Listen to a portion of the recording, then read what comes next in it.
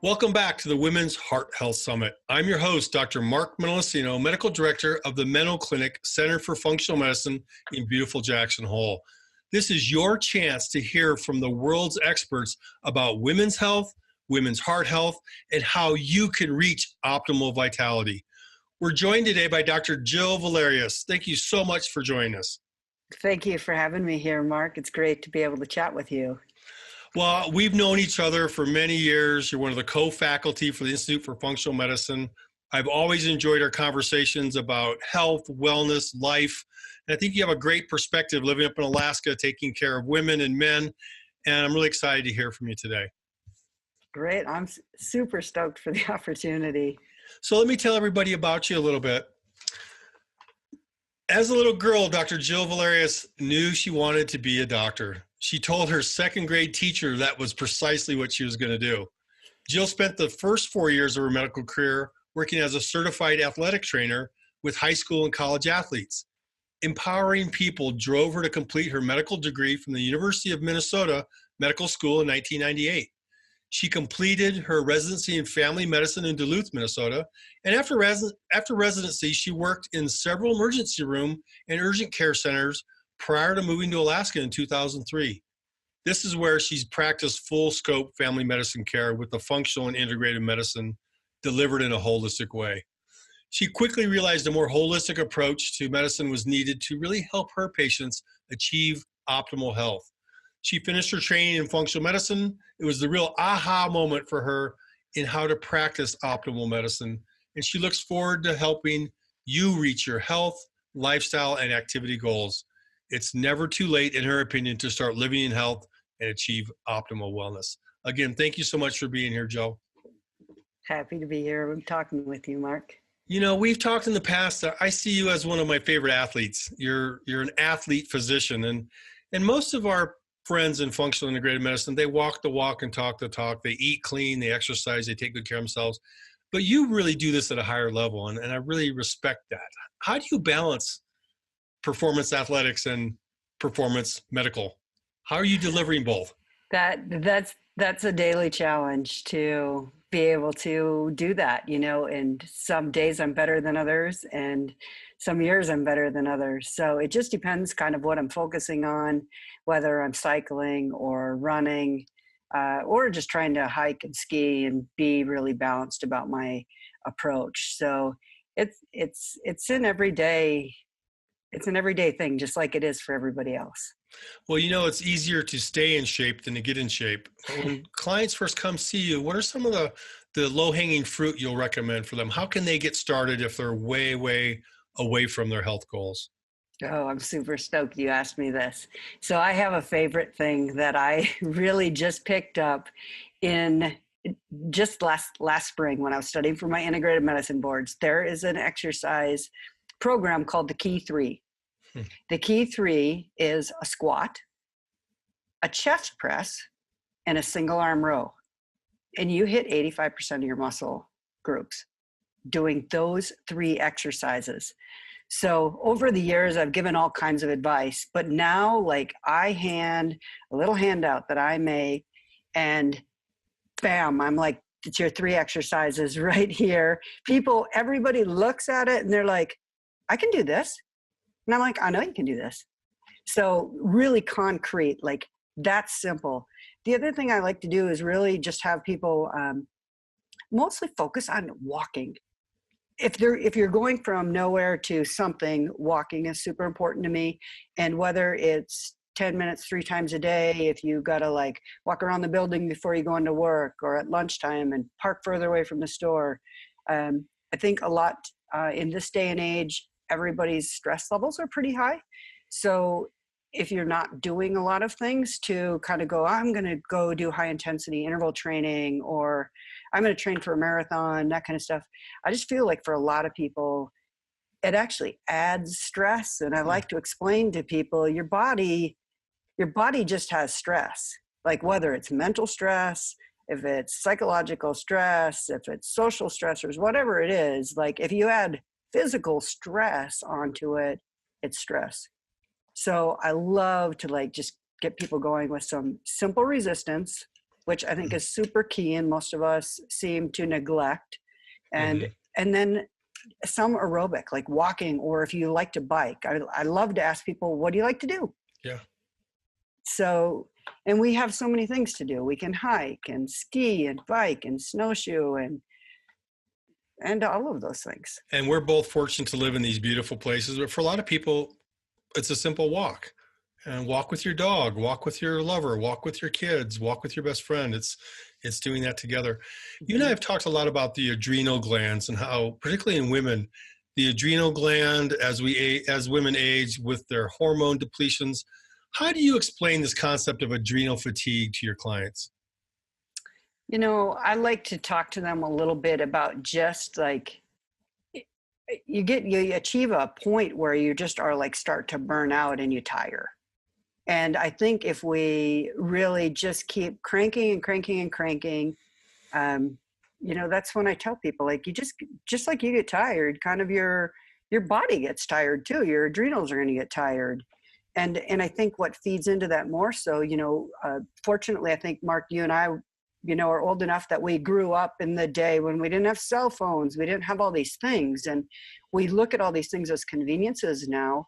However, we really have to also just see how much, like, we're always on, we're always available. People, we get dopamine surges, so people, these things are just wired so that we're constantly like picking them up and looking at them, and I think that's contributing as well as part of the problem. So yeah, it's just getting run down. So when someone asks you, Dr. Jill, how do I restore my adrenals? What should I be doing? Do you have some go-to strategies, lifestyle strategies, nutritional recommendations, supplement changes? Well, what would you recommend there? The biggest thing that I like to do is I really like to work with people in terms of just lifestyle, nutrition. Supplements certainly can help. But really, honestly, like, number one, I find like people aren't eating a really good diet. Right. And if you're going to eat fast food 3 times a week, like, we have got, like, I can give you all kinds of supplements and have you do all these things and meditate for 2 hours a day. Like, it's not going to help. So number one, just really kind of clean up and get to a clean diet. And what I would say about that is, like, I want people to limit kind of carbs, white things, lots of vegetables, and clean proteins, Right. fish. And I really like to talk to them too about, buying non-commercially raised meats that you're going to buy at the grocery store. And also, like, my favorite app is the Dirty Dozen. Hmm. So in terms of that stuff, I like to do, whether, for a person, whether it's prayer or meditation, whatever their spiritual or downtime kind of thing is, or if it's just reading, I really like people to get back to and recommit to that for themselves. And, and again, I kind of talked about this already with exercise. Like, I want people walking. Like, Hmm. if you're dead, like, training for a 400-mile bike race or a marathon is like, that's not rejuvenating, and I like to use nature.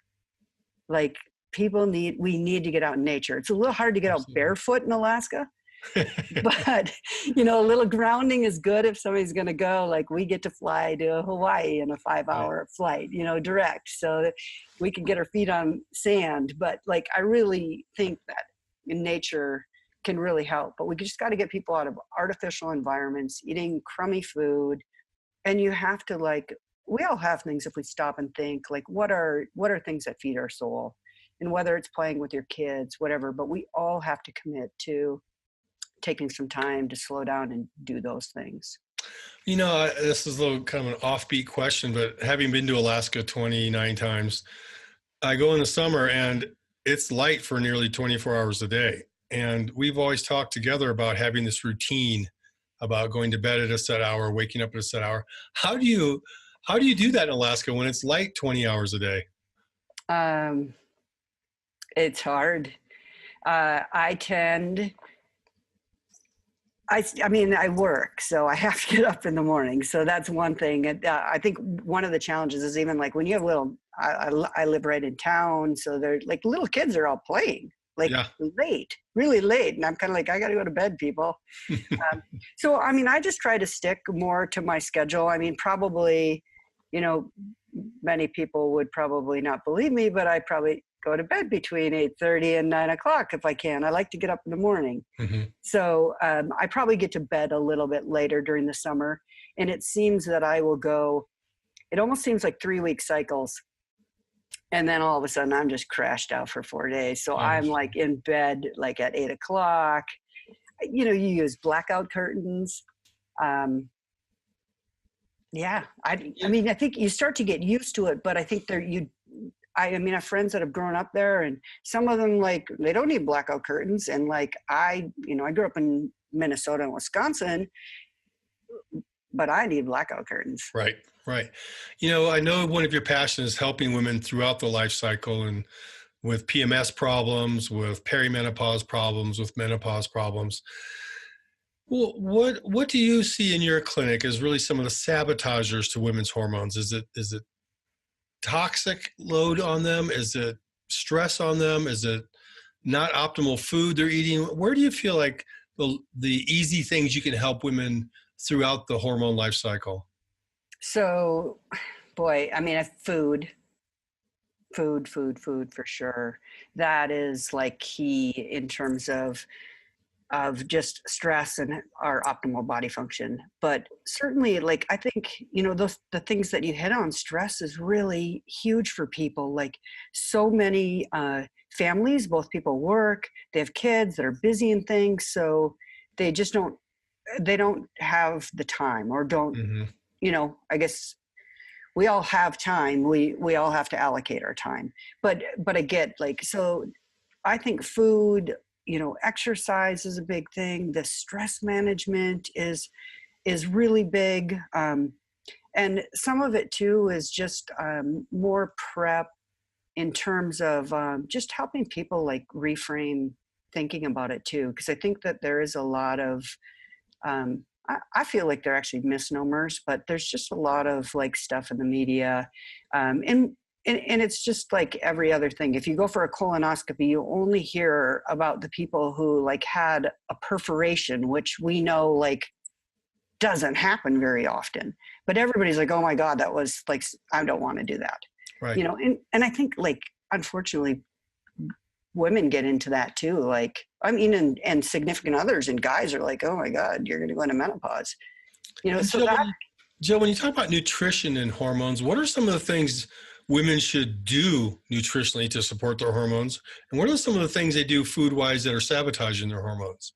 Are there oh some yeah. hints you can give everybody? Yeah, you know, so one of my favorite things, and I think one of the easiest things for women to do in terms of hormones, is I love getting brassica family vegetables into people, like cauliflower, broccoli, Brussels sprouts, cabbage, kale. Those things all help us basically process estrogens. You know, certainly for a lot of people, wheat and dairy can be really inflammatory foods. For some women, you know, I'd also say lots of meat and saturated fats, like those can also be sabotaging what you're trying to do, just because when you think about, you know, if you go back to like thinking about dairy and you think about animal meat and certainly animal fat, like that, these are all hormone related things. So those things definitely can be a pitfall. And certainly if you're eating lots of sugar, that's going to like put your hormones in a tizzy. I certainly tell people, like, if your blood sugar is going up and down, until I help you Yes. stabilize that blood sugar, we're not going to be able to impact your hormones in a meaningful way. And a lot of women deal with low blood sugar called hypoglycemia. And when we talk about it, they're thinking of diabetes, but it's actually the opposite. How do you see this a lot? How do you identify it, or how can our viewers identify it in themselves? And what do they do about it if they see it?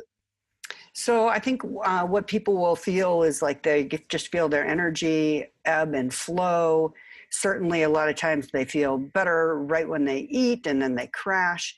And a lot of that, you know, it is different than diabetes, but it's blood sugar dysregulation is what's really happening. So Great point. Great point.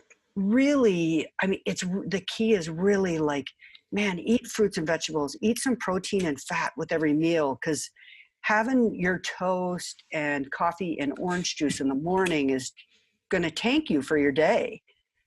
So I think, like really concentrating on what it is you're eating. And we have so many tools, certainly that I utilize through the Institute for Functional Medicine, in terms of just like helping people think about how many of different things to be eating a day, and just kind of putting that together. Because I think if we can get off of the roller coaster of the mocha frappa, whatever from Starbucks, and, but those things, people drink them because you feel good, and then you crash and you go get another one. And so and that's It's a where, vicious cycle. yeah. So you're getting hypoglycemic, but probably in between, your blood sugar is going up before it crashes. So Jill, you said a glass of fruit juice, which I thought was good for you. Everyone will ask you. And I'm having whole wheat toast. How can that be bad for me?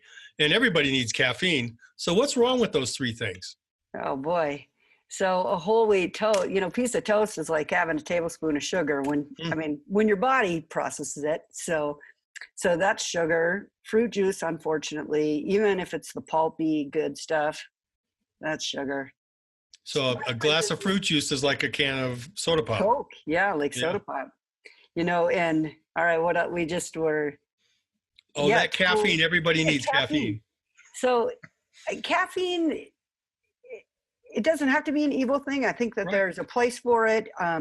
But really, honestly, if you're getting really run down, and the people that are getting really run down generally don't sleep well, that caffeine is just a spiral. So if somebody's really starting to get run down, that's another kind of low-hanging fruit to get at, is just go, all right, we got to limit the caffeine. Maybe you have 1 cup in the morning. I find, I've done enough different detoxes with folks over the years, and everybody at first was like, how am I going to do this without caffeine, whatever. And people are so liberated when they I've had friends and patients be like, wow, you know what? I thought I had to have that caffeine every morning. And once you break free of that cycle, people are like, I don't need it. So Jill, how do you see these high and low blood sugar swings affecting women's hormones, particularly in that perimenopause, menopause time? The hormone swings are just going to cause things to go up and down. The way I kind of explain some of the hormone flux is when we go into menopause, our ovaries are kind of shutting down, but we still create all of the hormones that we need, but our adrenals kind of take over this whole role. So as we evolve along this path, if we have blood sugar fluctuations and stress and all of that stuff, now your adrenals are kind of amping up and down, and I feel like pushing things. So it's really, really key, because I think, and I also see with my folks that tend to have higher stress levels, and I maybe type A, I don't know if type A is the right, but people that have more stress and anxiety, I like to help get them to be able to relax and meditate, those kind of things. Because the more amped up you are during that time too, I just find that people have more menopausal symptoms like hot flashes and sleep disruption, all of those things. And that all goes along with that blood sugar dysregulation as well. Well, I think for women, it seems so difficult for them to understand where the weak link is when they are wired and tired and sick and tired of being sick and tired and walk around with the brain fog. And, we weren't taught in medical school how to identify those type of symptoms. And I think a lot of doctors, I don't think they hear it. They don't see it. They don't have a strategy for it. What are some of the tools that you feel that you are using now that you didn't get taught in medical school? Besides all of them. Yeah, most of them. We didn't have nutrition education then that I have now, knowledge that I've just learned, and different ways of thinking about things, working with different practitioners, and in terms of thinking about our autonomic system, which is basically our system that just runs in our bodies, as and we have this sympathetic flight and fright, and we have this parasympathetic, which is our calming, so we don't we're always go, go, go, go, go. And to be able to slow those things down totally helps us. I just think being able to explain those kind of things, talk to people about nutrition and how that all ties in. I just think from medical school standpoint, it was menopause is an estrogen deficiency state and you give somebody Premarin. That's what it was then. And now I know, certainly also in that perimenopause state, we're also dealing with more just imbalance between progesterone and estrogen, not so much an estrogen deficiency state until you're well through menopause.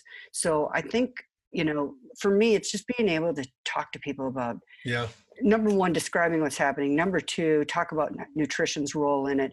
Talk about being able to balance our own autonomic system is super important, and that's where that prayer or meditation or whatever, reading, journaling, those kind of things come into play, and doing something simple like walking. I can see you as a clinician, as a great listener and a great communicator, and being so authentic with your patients. And, I think that's such a strength. And, frankly, Jill, you have that gift. That's not something you learn. As a doctor, how did you get educated in nutrition? What were some of the things that you looked at and you went and did that helped you to understand more about the body and more about nutrition? So the biggest thing I did once I was in med school and on this whole journey, and then honestly into practice, because I was nearly 10 years into practice when I really, it wasn't even 10 years in is when I really started, when I made the change. Before that, I was just thinking about it because I got to a point where I didn't feel like I was helping people the way I wanted. So really key for me was the Institute for Functional Medicine. Me too. It really was.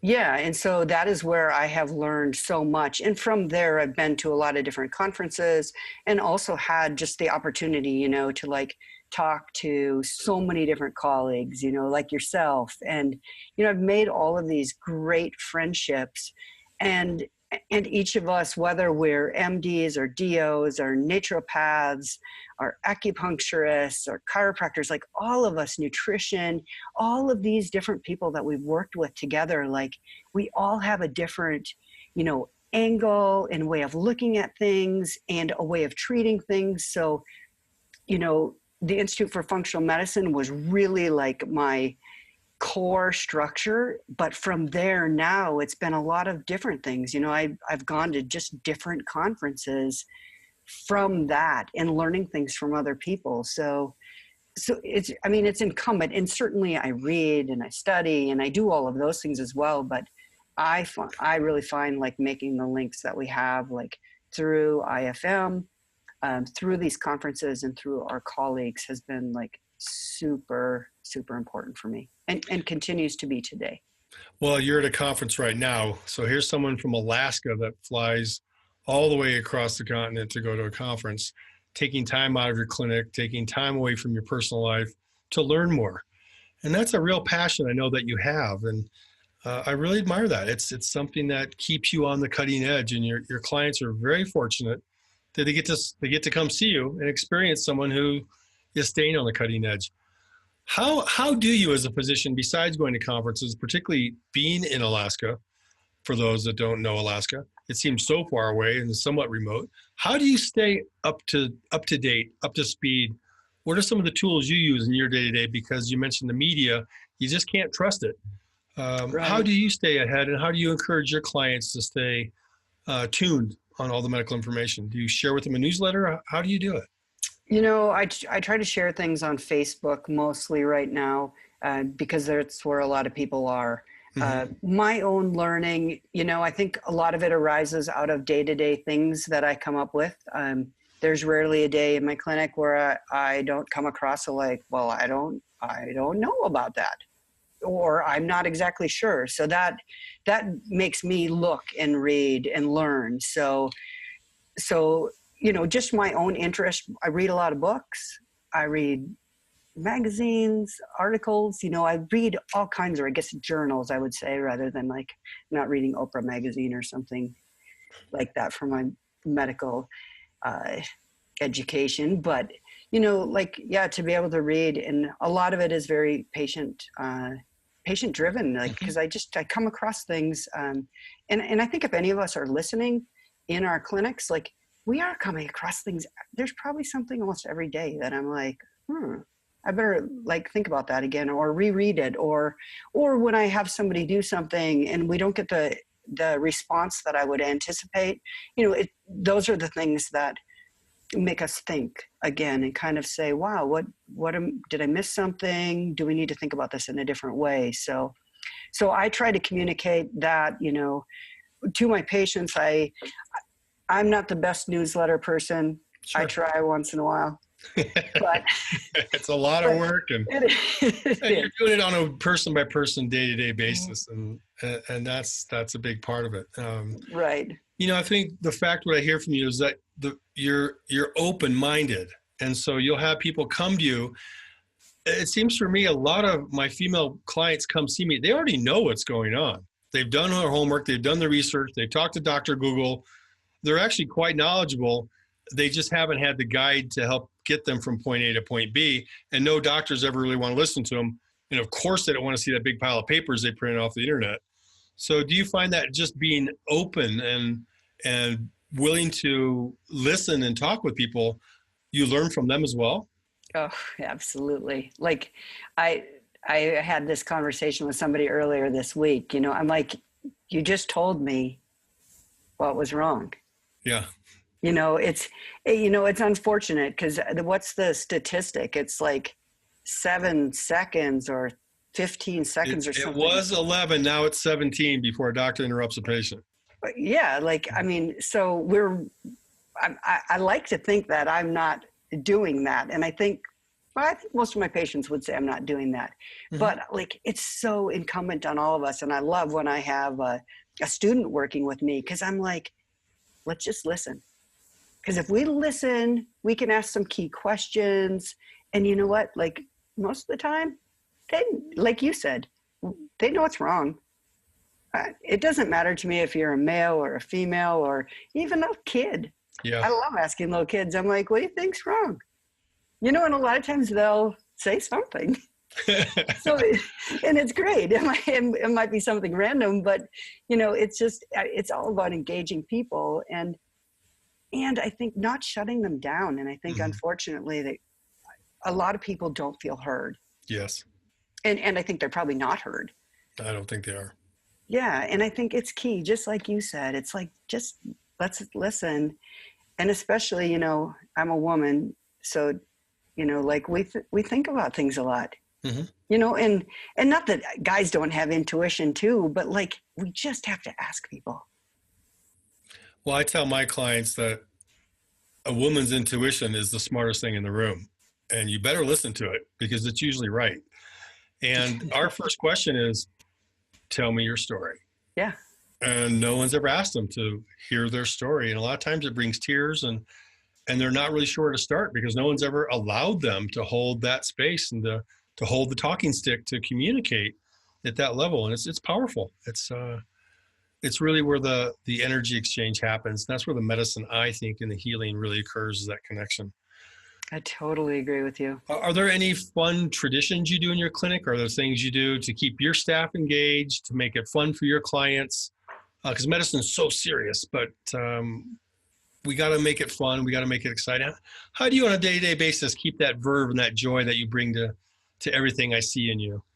I think we just have fun. I don't know that I have anything really specific. I'm fortunate. I've been in my area long enough that I know a lot of my patients pretty well.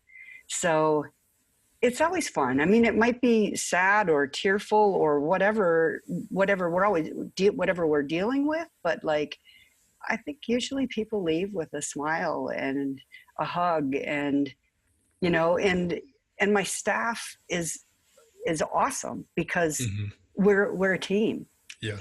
and so everybody's invested in one another, us and each other, and us and our patients or clients.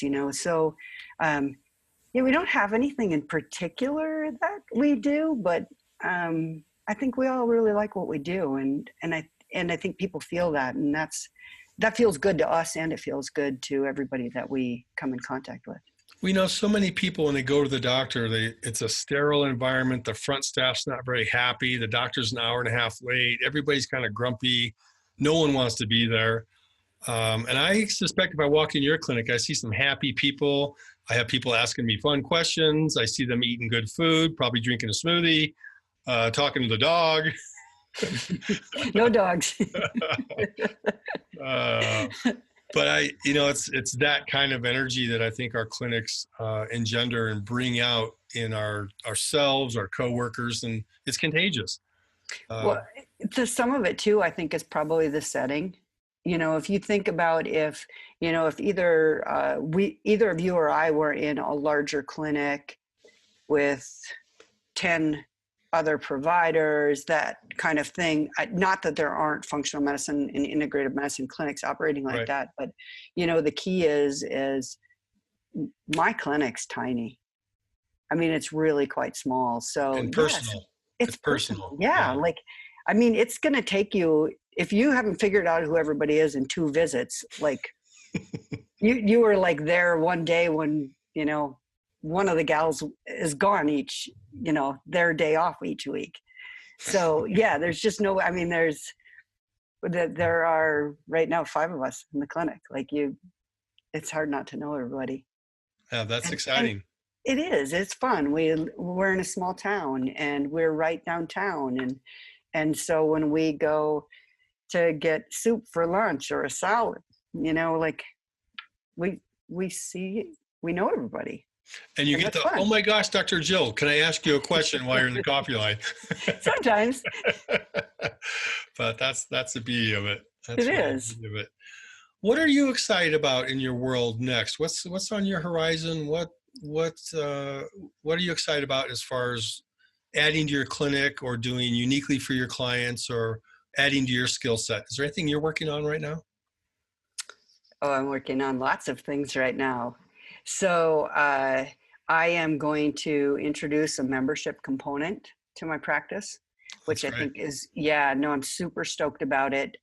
Really going to help dive a little bit deeper with people and really focus and help people, which is what I Can, love to can do. you tell us what that does that mean? A membership model? What does that look like?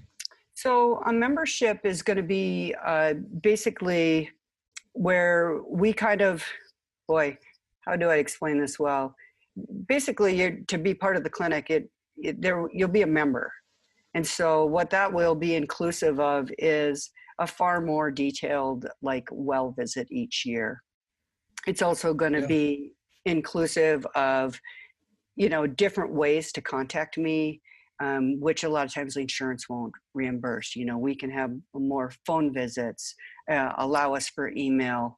I think it's just going to allow us to move into this next century, this current one. Yes. In terms of, there are things that we need to see each other beyond the, Skype visit, and certainly things we need to see each other for face-to-face, but there are many things that we can do outside of that, which right now the medical system is not set up for that. And the other thing it's not set up for is helping you create health. And so my goal with this membership is really to be able to work with people in a closer relationship and really be able to work and have the time to work with people on diet and lifestyle and exercise.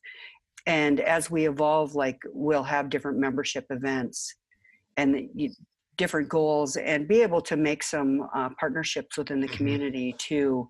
So I'm structuring it right now. We're kind of trying to figure out how this all entails. And so in the new year, like, that's where we're headed. And I'm super excited to help people I I feel agree. like bring the functional medicine that I've learned over the last 8 years that I'm piecing into different things, but to really be able to apply it. Well, it sounds like what you're moving toward is being able to deliver a wellness model, not a illness model. Right. And I think that that's exciting. That makes a lot of sense to have that where people have a commitment to you as well. And that's one of the first things we ask them when people come see us. Are you ready? Are you Right. ready to make some changes? Are you sick and tired of being sick and tired? Right. Is your health important enough to you that you're willing to make some nutrition changes? Someone said something interesting the other day, Joe, when we talk about nutrition, and I'm going to ask you the tough question about diets next, that we really have people make this therapeutic change, which is hard, Hmm. to allow them to get to an easier maintenance phase. And I never really thought about it like that, but that's really what I do. And it's an easy wording. I've used it just the last couple of weeks, and people understand that it's a little harder work to get the therapy part done. Hmm. But once we get you over this hump and get you on a maintenance plan, it's a little bit easier to do. Right. What do you tell patients? I'm sure they come and ask you every single day, Dr. Jill, what's the best diet?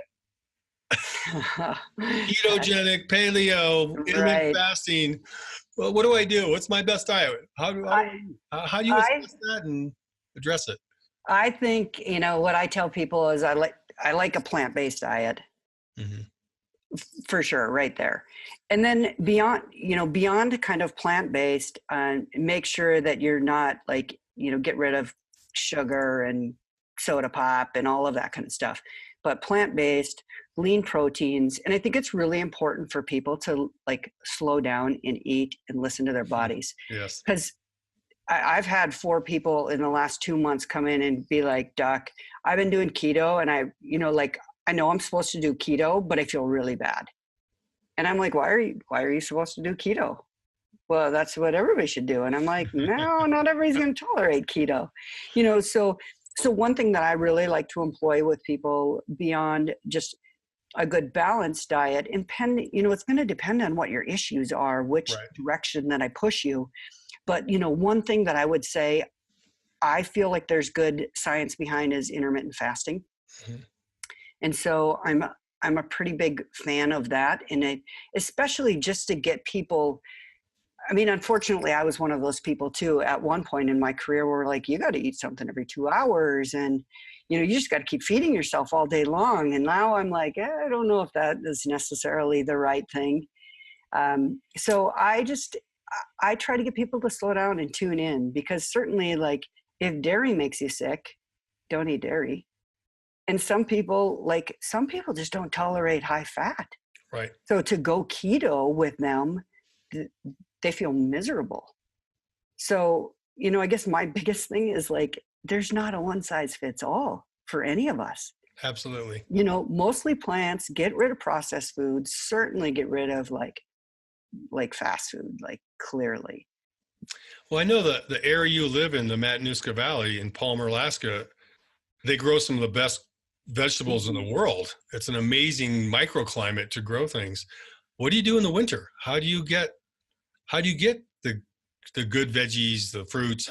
How do you sustain that in the wintertime there? That's challenging sometimes. We have grocery stores, so most of the time you can get staples, but Mhm. certainly there's times when you can't get what you want, for sure. Obviously root vegetables, that kind of stuff, I'll get stored. So otherwise, a lot of people use like full circle boxes, that kind of stuff to get Mhm. food.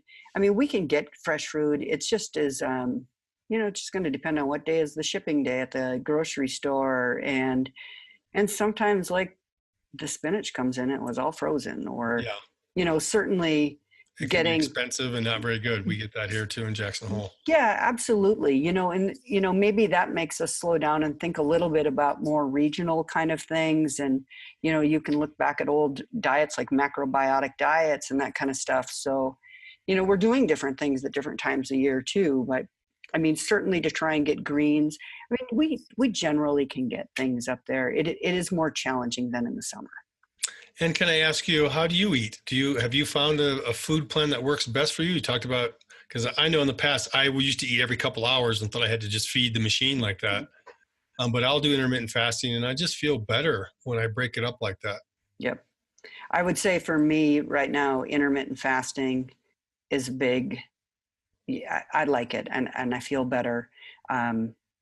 Otherwise, really more plant-based. I don't myself, like, it's taken me a lot of years. I grew up in Minnesota eating cows, in Wisconsin, but it turns out I don't tolerate that stuff as Yeah. much as I thought I did. So the more I stay away from that kind of stuff and stay away from carbs, I just feel better. Yeah. Well, my favorite food group is bacon.